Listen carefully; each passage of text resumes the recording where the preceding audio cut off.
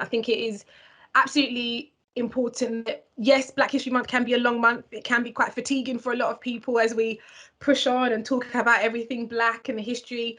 But I think conversations like this are important, especially when they're coming from the voices in the sport that matter. So I am delighted that I've got this wonderful panel of ladies, sprinters, I might add, of course, on the panel with me to chat about something that can be so trivial in the real world, but it's something that's actually super important for us as Black women, and that's our hair.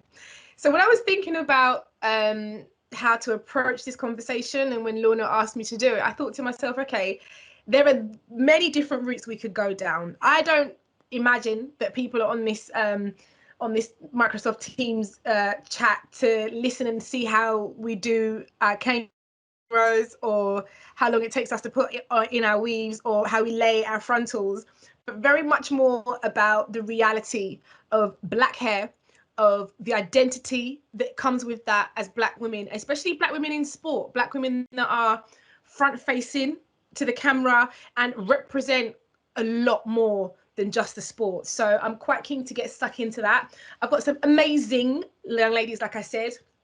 I say young, one of them just turned 30. So she's now part of my club. Welcome. Of course, I'm going to start with Asha Philip.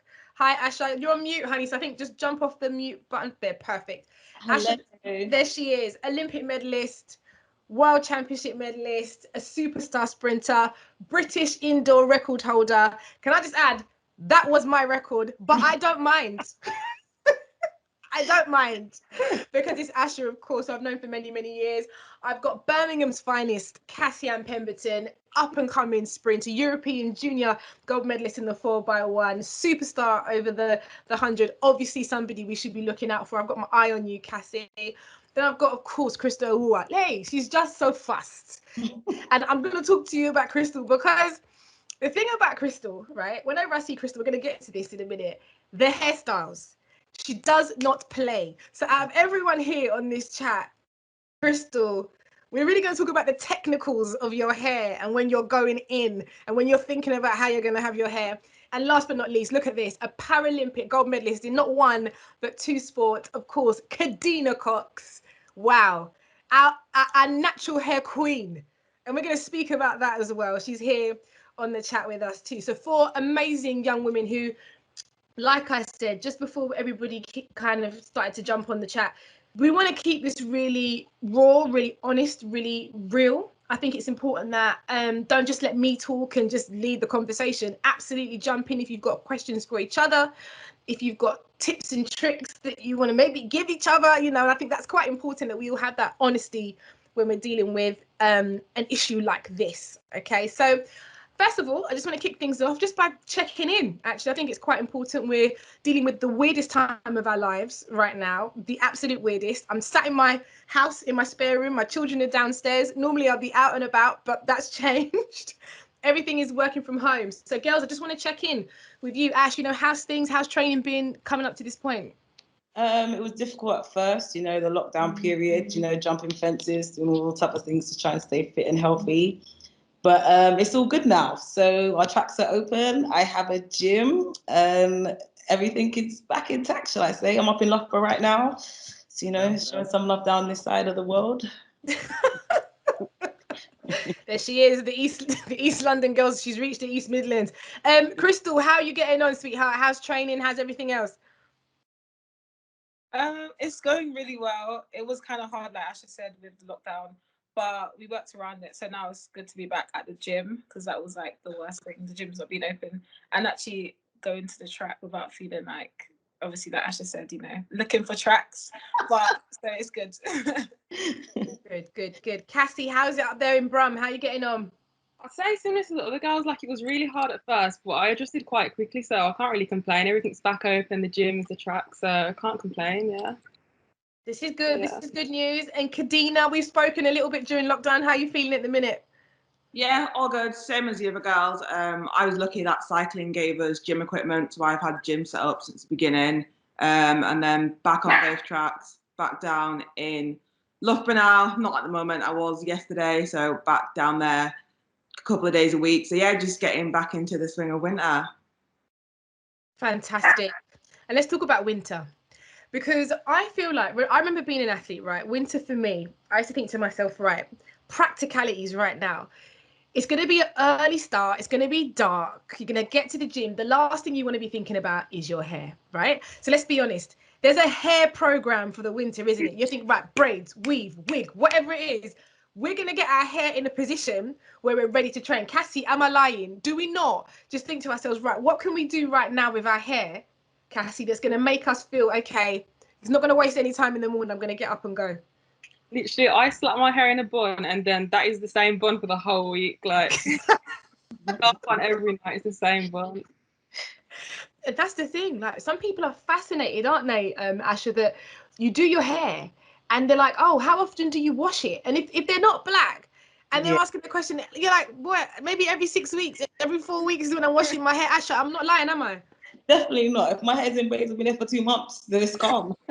I might have rinse the front of my hair and be like, let me just see if I can stick it back up, and then we're good to go. I ain't got time to wash my hair. That's a whole day event. And it's not about that for my life. I'm sorry, I've got things to do.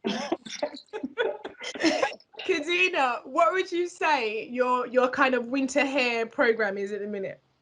I've literally just started, so you know, we've got the braids, step back. We're on wig season, like I ain't got time to do my hair. Yes. Yeah, them prison braids underneath looking sad. Oh my god, that was brilliant. Kristal, for yourself, like, we know anyone who follows Kristal on social or sees her running, like, there's race day hair, there's training hair. Tell me what your winter hair regime is like, Kristal. Okay, right now my hair's natural. I had it silk pressed like a few weeks ago when I was racing. So I'm literally, like Cassie said, it's just in a bun, slap my hair warmers on and I'm good to go. But normally I'll have weaves. But do you know what? I've just been feeling like it's just too long sticking on the frontals, and just I feel free now. Okay, let's break it down, because there'll be people on this chat, on this call, they won't know what a frontal is. They won't know the references that we make to frontals, closures, braids, wigs, weaves. And I think that's quite an interesting thing, isn't it? And Kadeena, when you're speaking about your hair to people who are not black, how do you start the conversation? Or do you, when they ask you, oh, how long did it take you to do that? They ask that really awkward question. What's your response? What's your initial response to people?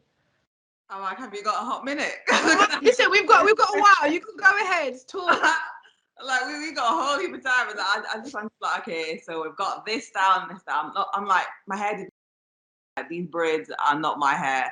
I've had to do that myself, and I think as well, because like I post stuff on social media, people see me like doing the processes, and when I'm away, like with cycling, obviously that's a predominantly white sport. I just educate the girls. Like, I'll come down in the morning, like just with the prison braids, and I'll be like, I'm gonna go fix the wig in a minute, or I'll sit and curl it and be like, yeah, this is it. That's what I'm doing.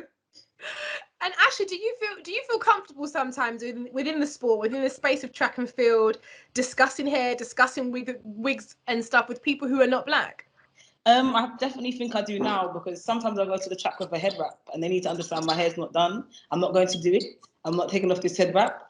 So for when I felt brave of doing that, then I feel like I had to educate people who said, yeah, my hair's not done today. The prison braids are out, or the afro's still out, or I need an afro pick or something to go through it. So that's how I feel comfortable. It doesn't really bother me as such anymore, because I feel like people need to be educated. And when I come down with the head wrap, I don't want no complaints. I don't want no one saying, Asha, you can't come. Yes, I can. Yeah. There's a certain way of living that I live, and this is one way. So everyone must get used to it. And that's the thing, isn't it? It is literally that. It's about feeling comfortable with that space, Cassie. And do you, in your training part, within your training setup and your GB teams, that you can discuss hair and hairstyles and feel quite comfortable doing that?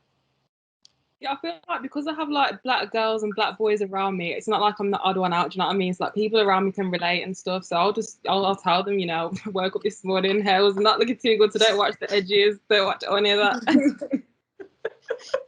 Kristal, how for you in particular, because we do know, you often change your hairstyles, and I can see that hair is quite important to you. Can you just explain how and why it is that important to make sure that when you want to run fast or when you want to perform, your hair has to be looking on point? I think your hair is the main thing as a female in general, especially as a black female. When your hair is not done, your day is finished, your week is finished. You're like, you know, when people say like when you have like hair depression, like when your hair is not done, you just feel so, nothing goes right. Like you won't be happy. You just want to look in the mirror and feel like my hair's done. But yeah, I've got to have my hair done. I've got to feel confident. I've got to feel like I look good. So if that's from weave, frontals, closures, which we'll explain later, to having my hair out, slick back, you know, I've got to feel great. I've got to feel like I'm ready to go. So my hair's got to look good. If my hair's not done, then the day's it's finished. And this is the thing as well. I do find it interesting, and I think a lot of it's down to personality. And a lot of you've mentioned the fact about prison braids. Okay, let's talk about prison braids. Because people be thinking these girls haven't been to prison. We're very aware that they haven't been incarcerated. However, prison braids for a lot of people is just very much, when we discuss that, it's just a style that we imagine, because we haven't been to prison.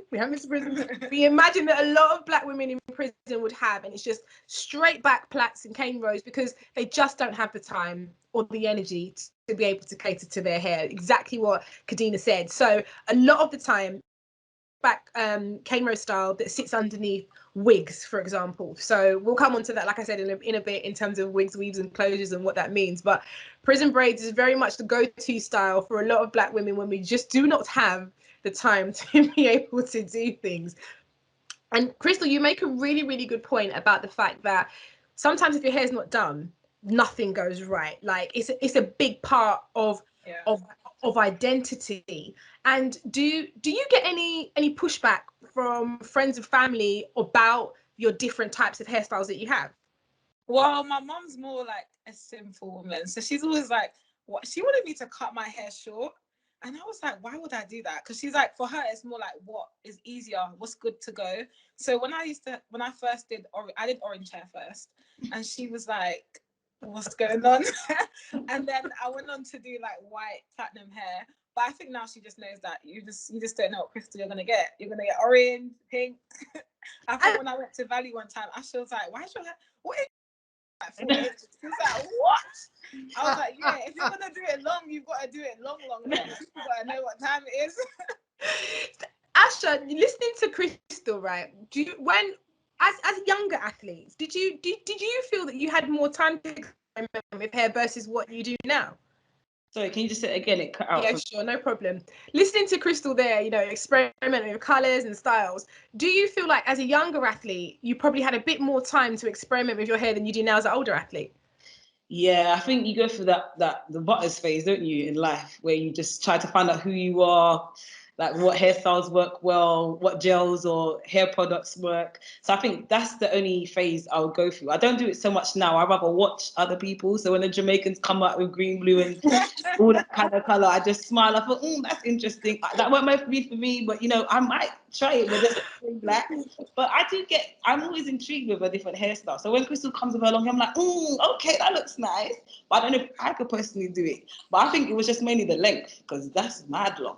But then I like the fact that we can have short a bob one day, just the next. Like I don't care. You can get there 7 days in a week. That means 7 brand new hairstyles. That's if I have time. So that's She's seven different Kristals, isn't it? Like you can just call her Kristal, Kristalina, Kristalis, whatever you want to call her. She's got 7 names of the week. But that's cool though, isn't it, Cassie? And when you see someone like a Shelly-Ann Fraser-Pryce, right? She blew me away in Doha last year, not just because of performances, but also her style. You know, the hairstyles, the wigs, the weaves, the colors. I raced against her, you know, years ago, and she's still doing that now, Cassie. And when you see her as a young athlete, do you feel inspired to maybe experiment with your style a bit? 100%, because I'm just like, at the end of the day, like, it's a performance, do you know what I mean? So you've got to come correct. So when I see her with her pink hair, green hair, everything, I'm just like, wow, like, she's amazing, do you know what I mean? Like, why would you want to have a basic hairstyle? That's how I think. Why? Why? Kadeena, do you think, or actually, I know the answer to this question, and I'm going to ask you differently. Why do you think that black women maybe are held more to account about their hairstyles than black men? I don't know. Like, if I look at a black man, he needs to have a fresh trim anyway. Like, the trim needs to be nice, the braids need to be fresh. So I still feel like he's got to come fresh. But I think on the start line, I don't know. It's like our hair's like like everyone expects like the black female to have like, you know, this hair that's looking all kind of popping. Like they expect Shelly-Ann to mix up the hair. Even when Shawnee had she had a natural hair in the first round, and then she changed to the wig, and they commented on that. I'm thinking, wait, the girl's running fast. Why are you commenting on the change? And it's almost as I thought I lost you just a bit, Kadeena. I was going to say it's almost as if like it's like a superhero thing, isn't it? It's almost like you put this hair on and you're like, right, I'm ready to roll. And I guess you must plan it as you go through the rounds, right? First rounds, I'm going to have my hair. Time I get to the final, it's going to be so laid, it's going to be this, it's going to be that, and it gives you a confidence. And do you feel that confidence, Asha, when you are looking correct, like when you're looking proper, when you're feeling good? Do you feel that confidence on the track? I'm definitely on cloud 9. My hair's laid. It's like my outfit, makeup, everything comes correct. It's all lined up the night before, and I make sure we're all gonna come ready for the next day. Because if, like you said, if there's one thing wrong, it's right. If this one bit don't slick, you're stressed. When I tell you you're stressed, thinking no, because you can't go on camera, because you look at people will look at you, and the thing is, we judge ourselves as well. Be like, oh, you really want to go out like that, or like, are you sure that's okay? Because we're black women as it is. We're already being watched for one thing, and then to come out again and your hair's looking messy, I ain't got time for that. My grandma always says to me, Asha, your hair is your beauty. I'm like, okay, grandma, so I'm gonna try and I'm gonna do this, I'm gonna do that, and like I said, I'll come with the head wrap and I'll take it off just before I come out, just to make sure that one bit has stayed. Because how much gel I put in it and that's wet is not gonna save it. So I do all my best, but if you feel good underneath and how you physically feel, you're definitely good to go, and that gives you an incentive like to perform better. And I like that. I like the fact that people take their time to look good, feel good, run fast, right? I'm going to give you a little anecdote here because as a lot of you know now, I work in the broadcast space. I work with the BBC and a lot of other broadcasters in sport. So ahead of Doha last year, I'll tell you this story that I'm one of only a few black people, not just women, black people that work in that space. And there was this project that they were doing. It was called War Paint.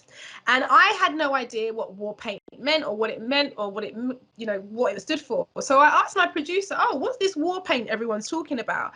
And they said, we're asking a lot of the girls who, are quite glam in the sport to do a whole piece about makeup and hair and everything else. And, they really wanted to showcase this war paint. That's what they were calling it. I said, okay, who is on your list of women that you want to speak to? Everybody on that list was black. I didn't like that. And I made it a point that I didn't like that because I said, you are very quickly about to diminish the actual achievements of a lot of these black women in this sport and bring it down to just hair and beauty. I wasn't keen, okay? So I took it quite high up. You know me, it got to a certain level where a lot of the producers and directors then started to panic a bit because they were like, oh yeah, everyone is black. So I said, okay, if you can widen this out and be a little less about the glam and talk a lot more about the achievements, that would really, really work for me. And in the end, they did that. And they added a few non-black women to their initial list. But I do think it's important, having said that yes, we celebrate the achievements because just on this panel alone, look at all the achievements already that we've spoken about and not just reduce it to hair. And Kadeena, when you think about a lot of the black women that are in the limelight that are reduced to their appearance, how does that make you feel? I think it's just a shame, because you don't see that with our white counterparts. Like they're just there for the performance. The performance is amazing. Whereas when you look at a black female, like I said, like they talked about Shawnee's hair, like her performance was amazing. Can we not talk about that? And like the same with Shelly-Ann, the inches and the colours, I understand why people was talking about it, but let's talk about the performance. Like if it was someone else, you wouldn't do that. So it's a shame really that it takes away from what we have achieved. There's always something that's taken away from what a black female achieved. It's not just she's just good at what she does. There's always something else oh yeah, but this, and it's well, just talk about the performance. Yeah. And Cassie, when you see that, do you feel the pressure sometimes to look a certain way? I know, we spoke about it and we had a bit of a laugh about making sure the hair is laid on race day. Do you feel the pressure to do that? Sorry, my light just completely went out. Sorry about that. Do you feel the pressure? feel like it's just normal. Like from a young age, I feel like we're taught, you know, your hair is important. Like your hair's got to be laid, like from a very young age. So I feel like it's kind of carried with me, like to this age. I feel like it's come to a point now where, like we were speaking about earlier, like if your hair's not done, like I don't even feel confident enough to race sometimes. Do you know what I mean? So I feel like it's literally like it's just so important now, to the point where I would say that I do feel pressure. Yeah, you want to look a certain way. And Asha, would you ever consider, okay, like obviously next year when you make the Olympic final, would you consider being in a position where you would just walk out onto the track just ready to roll, like you rolled out of bed? Would you ever consider that? I mean, if it was going to get me a medal, then yeah, I wouldn't really care. Put me anything, maybe just I'll still do it. But I don't know. I think I would need something to make me feel good. Yeah. I couldn't just walk out any kind of way. You know, my mum wouldn't allow it, and have an image to uphold, just a small one of just looking half decent. And Kristal, when you think about what Asha just said there, you know, it's down to the sacrifice. If it gets you a medal, would you like, how important is it to you? Would you consider actually just going out there and just being, as you woke up out of bed that day, ready to race on the track? Yeah, I think it wouldn't, as long as my performance is like to a T, it wouldn't bother me too much, because it's funny because Cassie-Ann made a comment about, you know, when you said about when you're younger and your mum always makes it a big issue about your hair. I feel like as Black women, we have so much pressure to do our hair. Like I could never just get up and go anywhere with my hair out, and I should be able to do that because it's my hair. Whereas, you know, a white person could just wake up in the morning and have their hair down and just leave the house, and nobody would question it. But I think if I walked around with my hair out, people be like, "Oh, well, you're right. It's, you know, is everything all right?" They'll be asking me if something's gone wrong, or if I shave my hair off, you know, have I lost my mind? Or it's just like there's always a pressure to make your hair look presentable when our hair should be presentable as it is naturally. If that makes sense. Like I shouldn't have to slick my hair up or put some edges on, or, you know, like I should just be able to wake up and go. And, you know, just put a bit of grease and just make it, you know, just go. That's a great point. You know, we should be able to, as Black women, wake up in the morning and actually just be able to be with the way our hair grows out of our heads. Like, you know, today I was really interested to see how everybody's hair was going to be on the chat. So I was like, right, are we going to make an effort? Because I literally, this has been my hair like for as long as lockdown has been existing. I only do my hair if I'm about to appear on a screen on a television somewhere, and so that's hardly anywhere at the minute.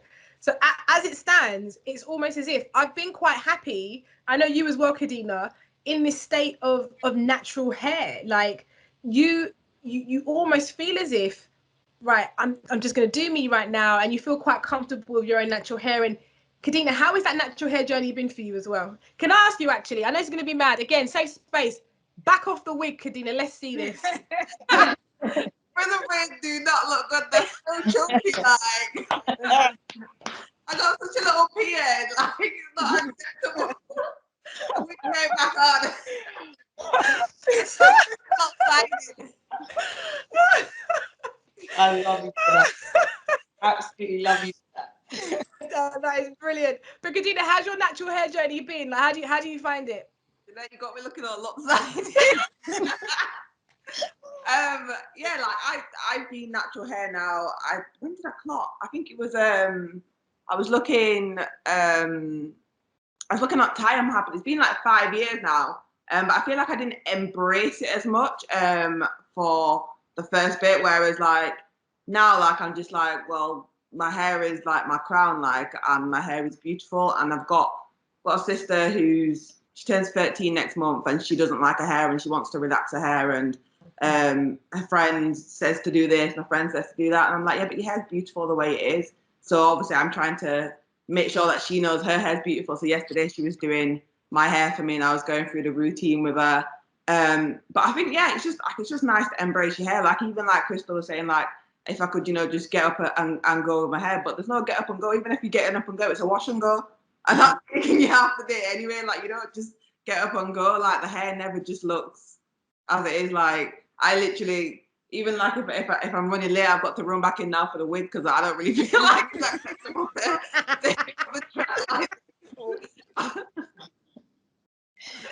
Kristal, when with Kadeena, what she just said in terms of you know, actually feeling beautiful about your own natural hair. You say at the minute you had a silk press and you got your own natural hair as it is at the minute. You're quite comfortable with that, aren't you? Then you are comfortable with being able to switch it up and actually wear your natural hair, wear the wigs, wear the weaves. And do you have a preference though in terms of how you wear your hair? Do you know what I do? Because every time my hair is natural, I run well.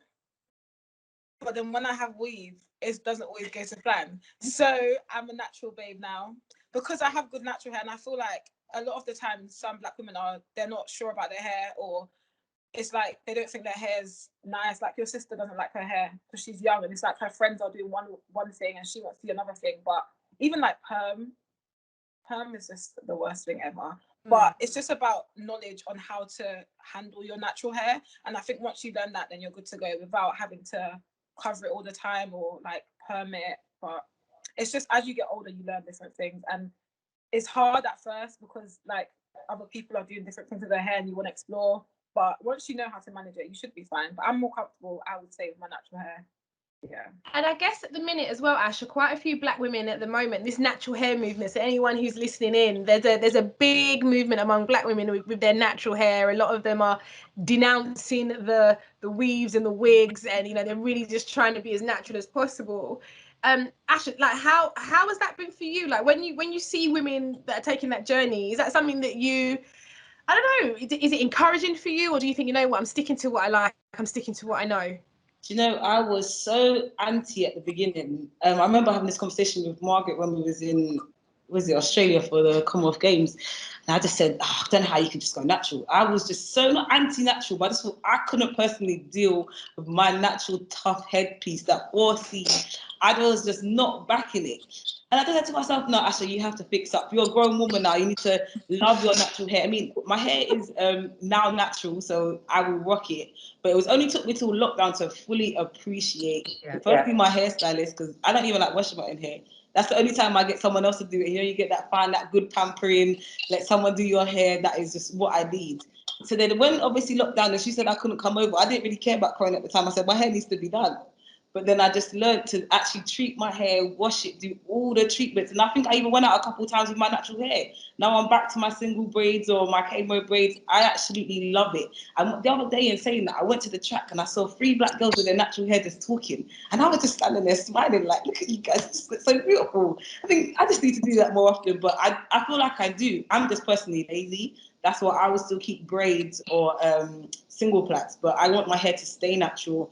It's not every day I want to wear wigs or anything. It's just normally in the process. If I can't bother to wash my hair, I'll just fling it on.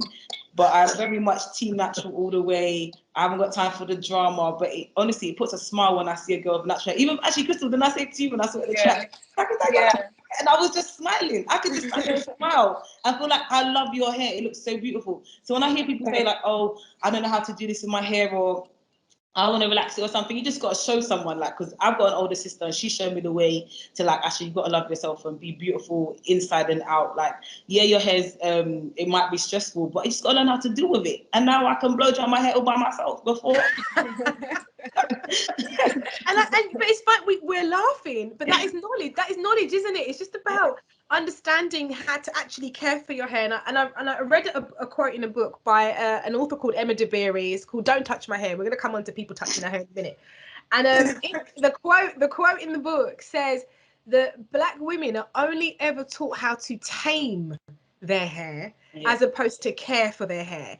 So it's all about management, you know, and it's all, and I noticed it with my little girl now. My little girl's 1.5, and just trying to sit her down and put a comb through that child's head, it is World War III in this house. So we're now in that place where I'm trying to understand certain techniques and think of ways of, right, I'm trying to help this little girl understand that we need to care for this hair and nurture it, as opposed to just wrap it in one, stick a bobble around it and let her go. Do you know what I mean? To manage that. And just on that, Cassie, you got a different textured hair. Your hair's a lot softer than what a 4C type hair would be. You know, when we get into the hair types, I'm sorry guys, this might be a long thing, but there's different textures to Black hair. Okay, 4C, as in the 4 and in the C, is very coarse, thick, curly Black hair. and it goes down the scales to 1A, which is long, straight, you know, very fine Caucasian hair. So there are scales, and 4C sits right at the top. So Cassie, you probably sit in a 3, I'm assuming. I can see how from your hair slicked back. And how do you find that? Do you find that still quite challenging to be able to rock certain styles, especially when you're training? Even still, like, sometimes the gel even isn't even enough. I have to get the wax out. I have to get the hard brush out. This hair sometimes, my gosh, it's a lot. It's a lot. Like, it does take a lot of time, and let me not even lie. And this is it. Like we would sometimes look and think as a 4C, you know, really thick textured hair girls, oh, I'd love to have a you know, a less kinky hair or a straighter hair curl pattern, when actually everybody has their own issues when it comes down to their hair. And Kristal, when you have all these hairstyles, you know, your wigs and your weaves, and they look fantastic, orange, blue, green, white, rainbow hair, when people try to come and ask you to touch your hair, tell me your response. What do you say to them? Okay, so when it's weave, I don't mind so much, depending on who it is. But I think with natural hair, that is the one for me. Like, do not touch my hair ever. You can look at it, you can take pictures of it, you can admire it. Don't touch it. I just feel like it comes down to personal space, especially now it's COVID. You can't be coming close to touch my hair. Yes. And I think it's rude. Like, it's mine. It's my hair.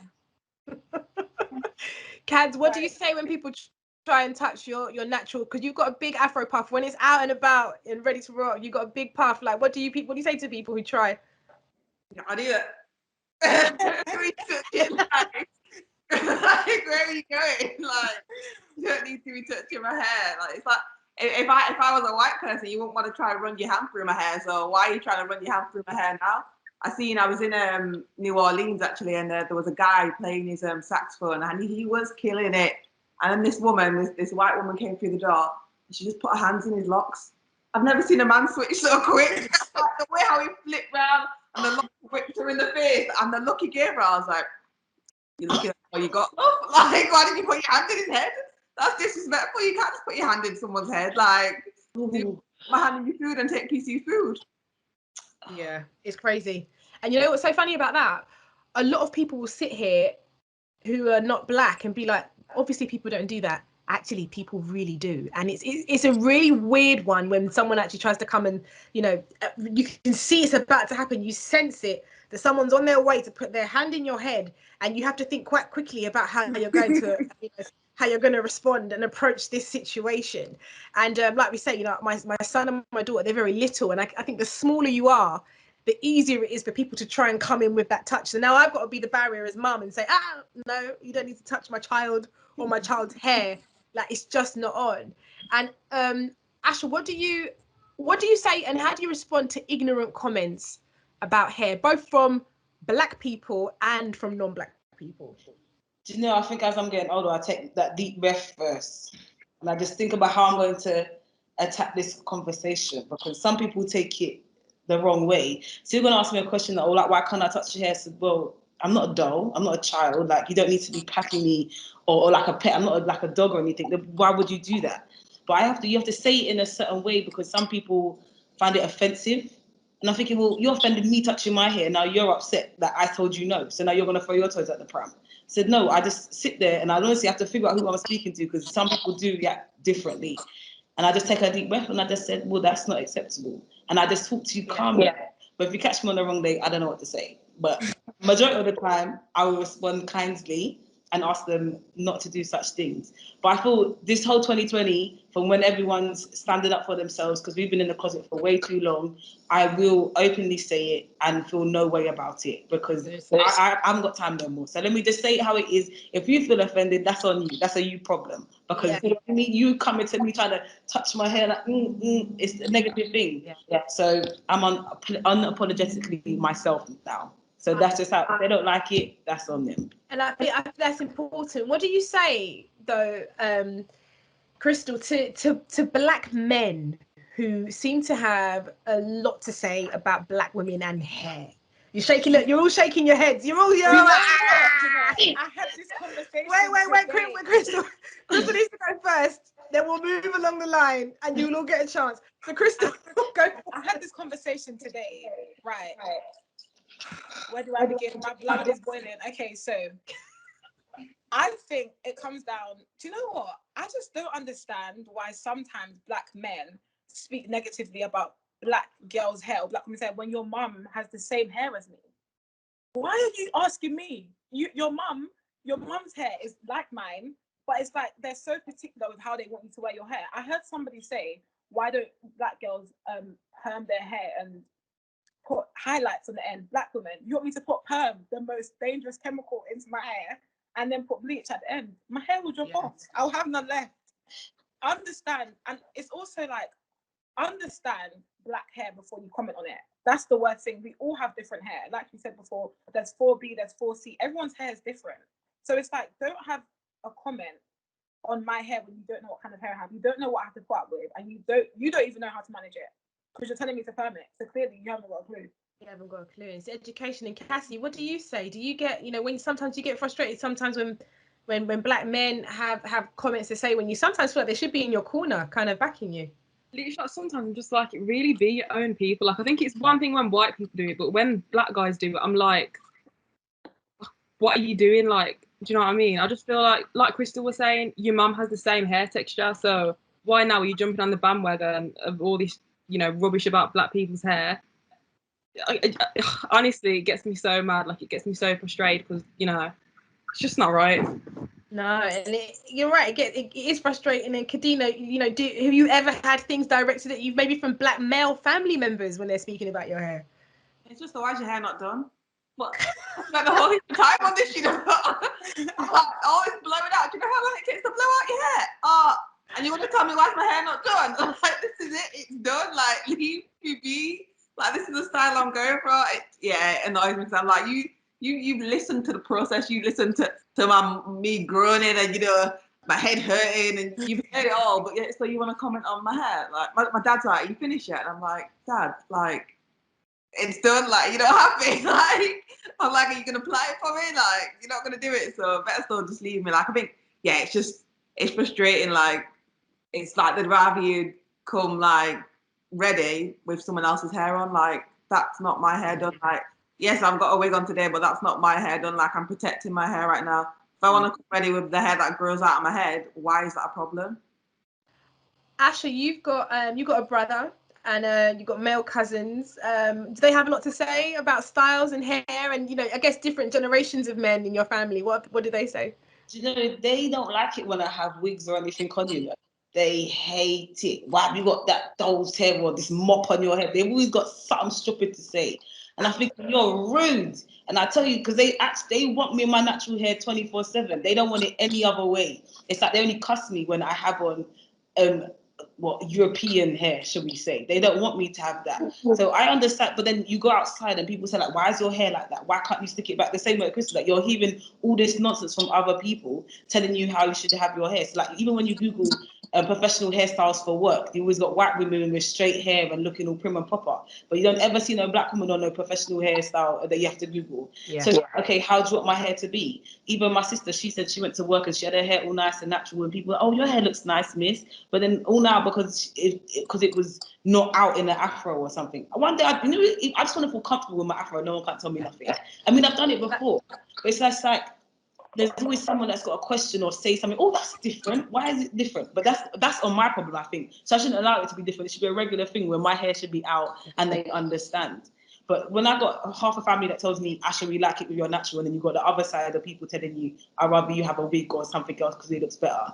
It's just like, well, now I'm stuck. Now, how do I not know my own identity? But when I walk out the door, I'm me. So this is what you're getting today, whether it's Asha or Tracy, you're getting for. That's what you've got when I come out the house. So accept it.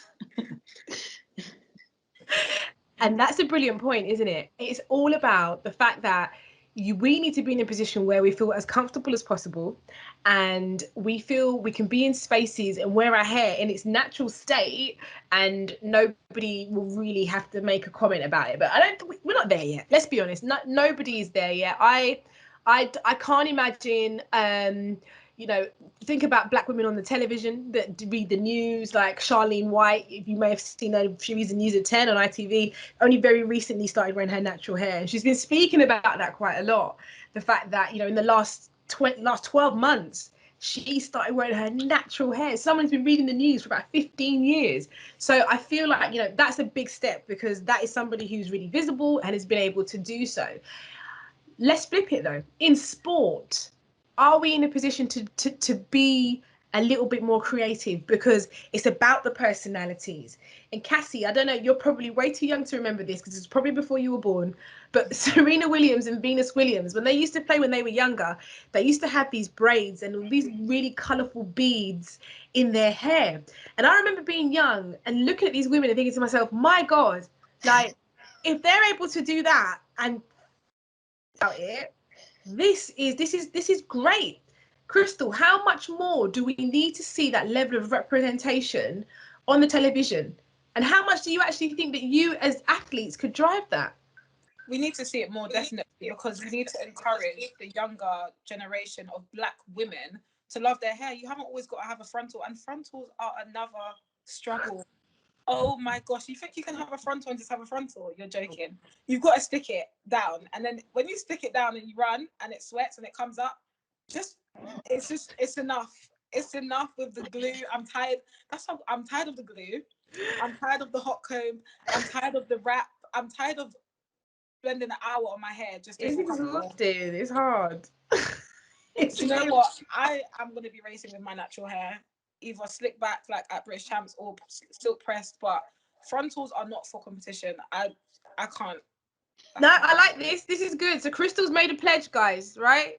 We're all going to hold her to account. You are not allowed, Kristal, to turn up to the British Championships next year, Olympic trials, with a frontal or a wig, or I will take it off. Do you know what? I'm so down. I'm going to be my natural hair, because I have good natural hair, and we all have good natural hair. Short or long, it's healthy. Let's just embrace it. Like, wigs are another thing. You've got to straighten it.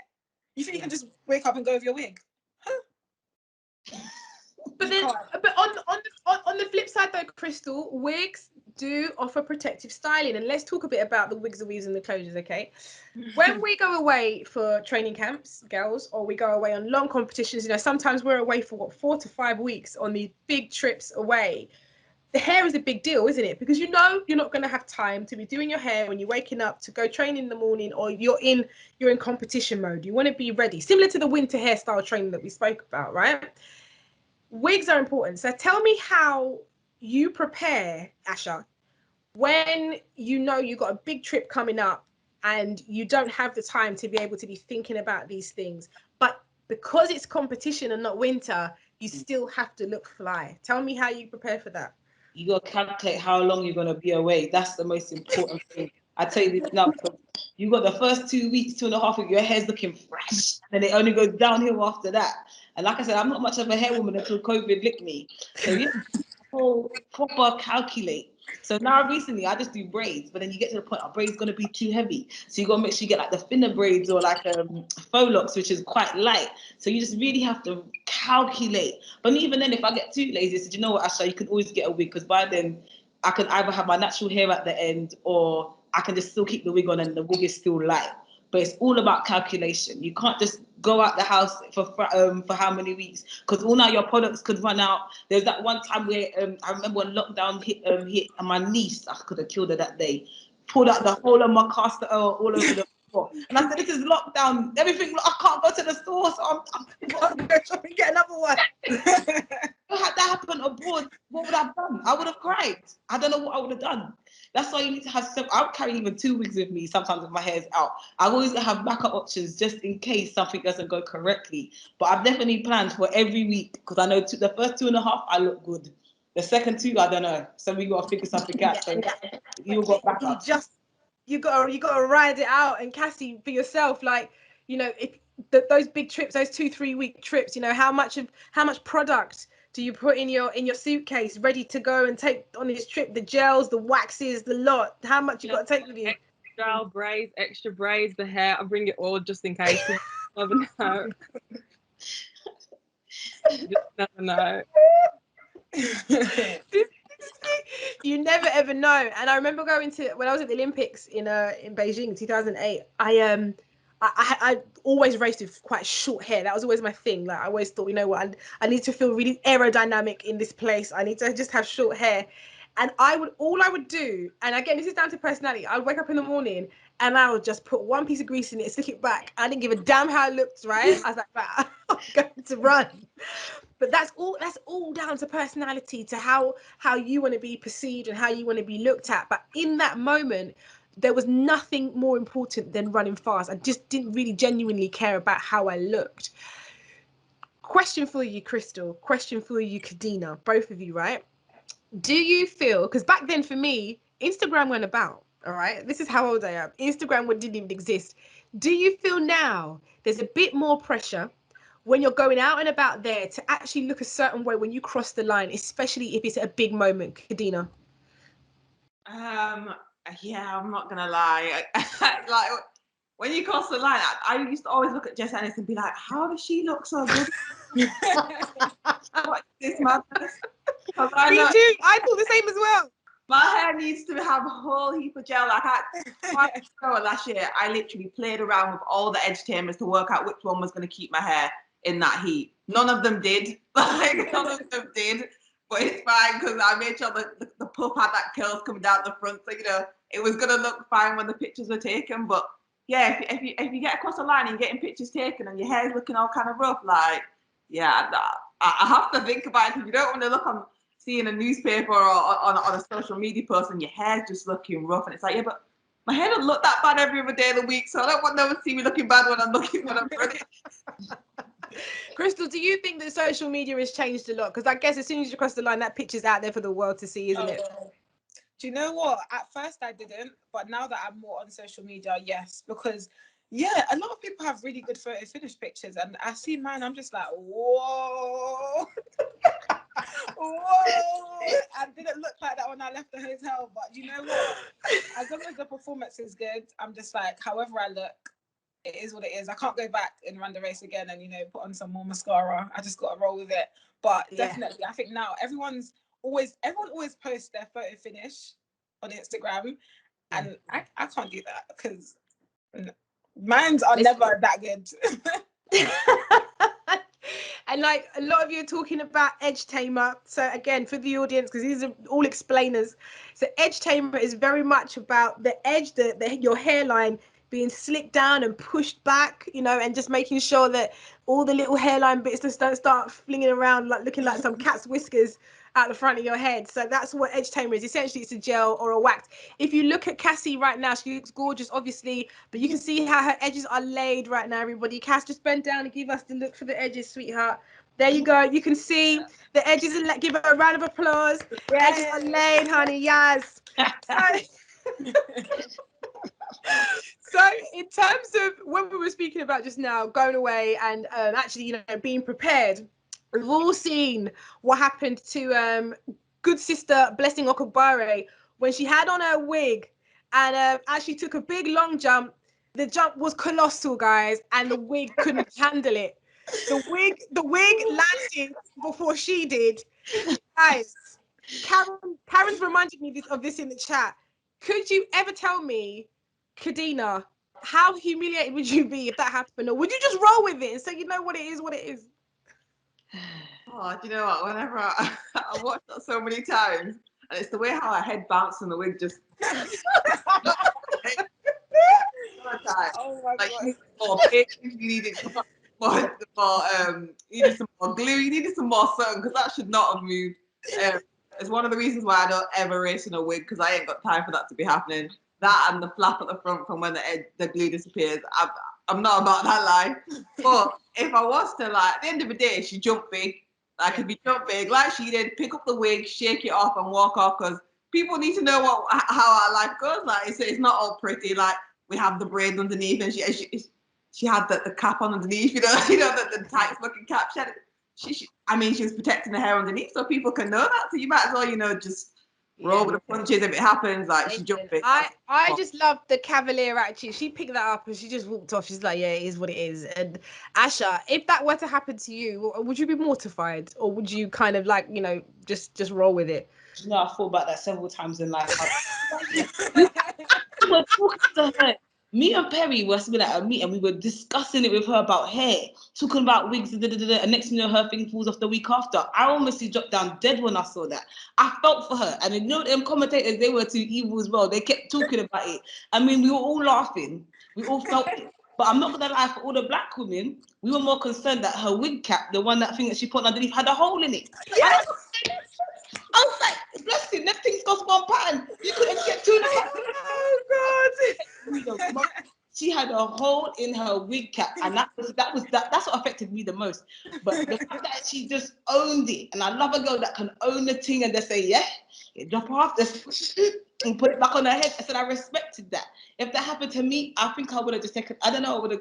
I'd have to laugh. I'd have to make a scene or something, because that is the Yeah. Do you know? If I tell you what. If that was me, I would just lie in the sand. I'd pretend I'm injured. They'd have to come and get me out of there. I'd be horrified if that happened to me. I'll just lie down, my hamstrings gone, my wig's gone, the lot. Just get me out of here. The thing is, okay, what's really interesting about that, it did actually start a conversation, didn't it? Among a lot of non-black people who are like, oh my God, is this what actually happens? But so I do have to own and give a bit of an explanation to those who are not familiar with certain terms that we have been doing throughout this chat. So a wig cap, for example, is essentially like a stocking that just sits under a wig sometimes. And again, it's all about hair protection. Just to make sure that the fibers of the wig and the mesh netting of the wig doesn't affect the hair. So that's one way of doing it. You can sew down your wigs. Not everybody does, because they want to be like Kadeena, be free. Just take that off and put it on your bedside. Or you can have weaves in your hair, which is just very much the technique of sewing in, tracks of hair that kind of that just sit. That is a style that can stay, depends on who you are, anything from 2 weeks right up until 6, just depending on how often you get your hair done. And then you heard Kristal explain very eloquently about closures and lace frontals. Essentially, that's a system that kind of sticks down at the front of the hairline, and you have a bit more versatility with it, and you can really try and style your hair. It is a minefield, clearly, obviously, an absolute minefield when it comes down to hair. But I do feel, in terms of black women and their identity and how much it plays a massive part in everything they do, it's still something that a lot of us as older women are trying to work out, let alone the younger girls of the generation who are just entering this space where their mum has just stopped doing their hair. So I do feel, and it's my last question for the ladies on the panel, your final thoughts, and we touched on it, very much about our responsibility as black women in the public eye who have visibility on not just social, on the TV, everywhere we are, magazines, to be able to wear our hair in its current state, or be comfortable and bold enough to experiment with those styles. And Cassie, I want to start with you first. Sorry, my laptop just bugged out. I didn't hear the questions. Question was very much, as black women in the public eye, with voice, with a visibility, how important is it for us to be able to own our choices with our hair, essentially? So whether we wear it natural, whether we wear it in wigs or weaves, how important is it for us to be able to be as accountable and responsible with that decision? No, I think it's very important, because like we were saying earlier, like whether I want to wear a weave or whether I want to wear my natural hair, it shouldn't be like she got her afro out today. Like it shouldn't be a big, at the end of the day, that's what grew out my scalp. Like why, I don't even understand why it's a question or why it is a discussion. So I think it's very important that, like, as black women, we just, if we want to come out with the afro or the braids or whatever, we just do it. Like we shouldn't have to feel a pressure on it. So yeah, I think it's important that we own our hair and own whatever choices we make. Basically, okay, fab. Kristal, you made a pledge to us earlier that this is it now. It's natural hair gang from this moment in. Tell us why you think that for you, like you said earlier, is important, especially as a young sprinter who's up and coming and people will be watching in the world. First of all, I want to show young black girls that you can be comfortable in your own skin, like from your head to your feet. Like it doesn't matter if your hair's short or if it's, if you think, like when you're younger, people say, oh, you got a picky head, or like statements like that are why a lot of young black girls are so nervous to show their hair. And I want to show that it doesn't matter. Just have your hair how it is. And also, I think when I race, I want to feel free. It's less to think about. When I've gone to the salon and I've got it like treated and silk pressed, I just got to put it in a bun. I don't have to sit down and think, oh, that's the worst thing, or worry about it coming up, or if I brought a headband just in case it comes up. So I think I just want to feel free and just comfortable in my own skin and show people that it doesn't matter whether your hair's picky or not. Have it out, like it's yours, own it. And Ash, what about you? You know, you've been in this now for a minute. You know, you've been through the hairstyles, you've seen all the looks, you've seen the boom of social media and what that's done. You know, how responsible do you feel to be one of those black women that are up there and showing what can be done? I always thought that you know, you can't be what you can't see. I always kind of live by that. When it doesn't, if we don't show more black people, black women, sorry, with their nice, natural, and beautiful hair, that they can own their personality, own who they are, then I feel like the next generation will feel more comfortable coming into this world being the same. So I feel like, yes, we should wear more natural hair. We should show our big smiles with our little, I don't know, 2 bunches, our doo-doo plaits, our prison braids, all of that. We want to just make sure that when you see them on TV, I feel like I feel comfortable. If that girl can do it, I want to be able to do it. So I want my nieces and nephews to feel the same way, that they could be natural and be themselves. So I feel like as a duty, as a senior athlete and stuff, it's just to make them junior athletes feel more comfortable and just going out there and being free. Brilliant. And Kadeena, for yourself, you know, if you're not got a helmet on your head, in terms of your cycling gear and stuff and everything else, you're on the track. And again, super important as a role model to show what can be done and break those barriers down. How important is it that you own your decisions when it comes down to your appearance and your hair? Yeah, I think for the last few years, like pretty much every time I go to major championships, I plan to have my hair out. So I have my natural hair out, because I feel like it is important that people see us with our natural hair, and that it's you know, people see it as unprofessional. People see it as like it's not how you should have your hair. And I think the more that people see it, the better it is. Like, I've done TV shows, and I mean, I went on a farm for a week living in a caravan and had my natural hair out. Like, it wasn't the best, I'm not gonna lie. But I thought, you know what, people need to see on primetime TV what our natural hair looks like. And it then meant as well that people that were on the show got to watch the experience. When I was like, guys, y'all gonna have to take me to a hotel because my hair needs some life. Like, people got to see the reality of it. I was like, 2-minute shower and this hair's gonna look good. Like, there's not enough water in there. Like, so yeah, like people, I think you just need to embrace it. And like I said, I've got a younger sister, and getting her to try and embrace her hair and realize that our hair is beautiful. Our hair is so beautiful. It's so versatile. Like, we can have our natural hair, then we can have the wigs, we can have the braids. Like, we can do so much with our hair. We can take out the bobble and the hair will stay where it wants to stay. Like, it's just a beautiful thing, and I think people should appreciate it. That is brilliant. Ladies, I can't thank you enough. For everybody that's listened in and learned about wigs, weaves, closures, frontals, lace fronts, silk presses, dye, perms, I'm sorry that we bombarded you, but this is the reality of being a black woman. This is the reality of dealing with hair. And this is also the reality of being a black woman in the spotlight. So I do think it's important that you kind of got a little crash course in what it does take. But I can't thank my guests enough. Kadeena Cox, Asha Philip, Cassie-Ann Pemberton, and Kristal Awuah. It has been a pleasure just to chat to you and just for you to be so honest and talk about hair and talk about the things that affect us and everything else as well. So thank you so much.